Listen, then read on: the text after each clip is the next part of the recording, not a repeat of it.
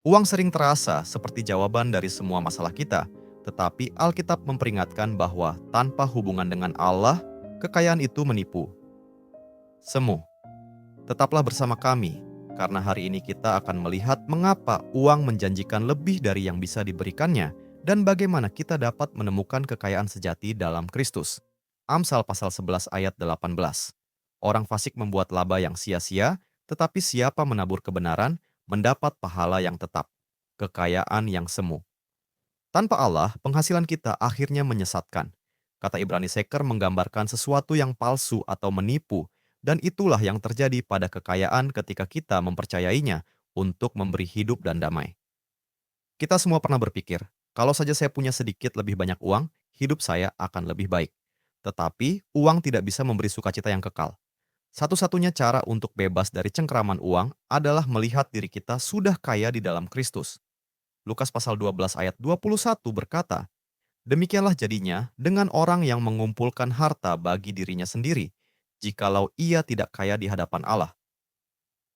Dan 2 Korintus pasal 8 ayat 9 mengingatkan, "Karena kamu telah mengenal kasih karunia Tuhan kita Yesus Kristus, bahwa Ia yang oleh karena kamu menjadi miskin, sekalipun Ia kaya, supaya kamu menjadi kaya oleh karena kemiskinannya." Kekayaan dunia mungkin memberi status, tetapi di dalam Kristus kita adalah anak-anak Raja semesta alam. Kekayaan dunia mungkin memberi rasa aman, tetapi Roma pasal 8 ayat 28 mengatakan bahwa dalam segala sesuatu Allah turut bekerja untuk mendatangkan kebaikan bagi mereka yang mengasihi Dia. Kekayaan dunia mungkin menjanjikan kuasa, tetapi 2 Timotius pasal 2 ayat 12 berkata, "Jika kita bertekun, kita pun akan ikut memerintah dengan Dia." Dan yang paling penting, Yesus telah melunasi satu-satunya hutang yang bisa membinasakan kita. Seperti yang kita baca di Lukas pasal 7 ayat 42 sampai ayat 43. Itu membuat semua hutang lainnya menjadi tidak berarti. Di dalam Kristus, kamu benar-benar kaya. Mari kita berhenti bentar dan mikir, di mana dalam hidupmu atau hidup orang lain, kamu melihat janji-janji palsu dari kekayaan terbongkar apa adanya? Mari kita berdoa bersama. Tuhan, kekayaan sejati adalah kaya di hadapan-Mu, seperti yang dikatakan dalam Lukas pasal 12 ayat 21.